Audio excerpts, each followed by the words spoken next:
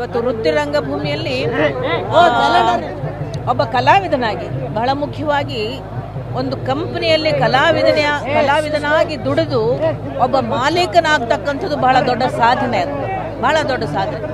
ಜೊತೆಗೆ ಅನೇಕ ಕಲಾವಿದರು ತಮ್ಮ ಹೊಟ್ಟೆಪಾಡನ್ನು ನೋಡಿಕೊಂಡು ಕಂಪನಿ ನೋಡಿಕೊಂಡು ಬದುಕೋದೇ ದುಸ್ತರ ಆಗಿರುವಂಥ ಈ ಸಂದರ್ಭದಲ್ಲಿ ನಮ್ಮ ಅವರ ಶ್ರೀಮತಿ ಪ್ರೇಮ ಅಂತೀವಿ ನಾವು, ಅವ್ರು ಹೇಳೋ ಹಾಗೆ ಉತ್ತಮವಾಗಿ ಮಕ್ಕಳನ್ನು ಸಾಕಿ ಹೆಂಡತಿಯರನ್ನು ನೋಡಿಕೊಂಡು ಮತ್ತು ಬದುಕಿಗೆ ದಾರಿಯನ್ನ ಮಾಡಿಕೊಟ್ಟು ಎಲ್ಲವನ್ನೂ ಕೂಡ ಸುಖವಾಗಿ ಕಂಡುಕೊಂಡು ಹೋಗಿದ್ದ ಅಂತಕ್ಕಂಥದ್ದಿದೆಯಲ್ಲ, ನಿಜಕ್ಕೂ ಕೂಡ ಈ ರೀತಿಯ ಬದುಕು ಕೂಡ ಅನೇಕ ಕಲಾವಿದರಿಗೆ ಒಂದು ಮಾದರಿ ಬದುಕು ಅಂತ ನಾನು ಹೇಳಬಲ್ಲೆ. ಯಾಕಂದರೆ ಎಷ್ಟೋ ಜನ ಹೆಂಡತಿಯರಿಗೆ ಮತ್ತು ಮಕ್ಕಳಿಗೆ ಕುಟುಂಬಕ್ಕೆ ಏನೂ ಆಧಾರ ಆಗ್ಲಾರ್ದೇ ಹೊರಟೋಗಿರ್ತಾರೆ.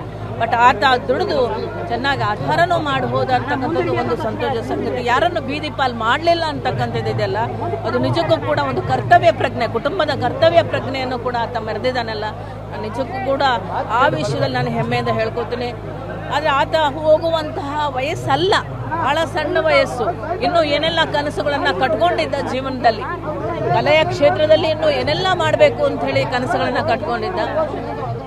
ಇದು ದುರಾದೃಷ್ಟ ಮತ್ತು ನಮ್ಮೆಲ್ಲರ ದೌರ್ಭಾಗ್ಯ ಅಂತ ಭಾವಿಸ್ತೇನೆ. ಆತ ನಮ್ಮೊಂದಿಗೆ ಇಲ್ಲ ಅನ್ನೋದಕ್ಕಿಂತಲೂ ಆತನ ನೆನಪುಗಳು ನಮ್ಮಲ್ಲಿ ಸಾಕಷ್ಟು ಇರೋದ್ರಿಂದ ರಂಗಭೂಮಿಗೆ ಅದು ಶಕ್ತಿಯಾಗಿ ಮೂಡಿಬರಲಿ ಅಂಥೇಳಿ ನಾನು ಈ ಸಂದರ್ಭದಲ್ಲಿ ಅವನ ಆತ್ಮಕ್ಕೆ ಶಾಂತಿ ಕೋರಿ ಅವರ ಕುಟುಂಬಕ್ಕೂ ಕೂಡ ಧೈರ್ಯ ಕೊಡುವಂಥ ಶಕ್ತಿ ಭಗವಂತನಲ್ಲಿ ಕೊಡಲಿ ಅಂತ ಕೇಳ್ಕೊತೇನೆ.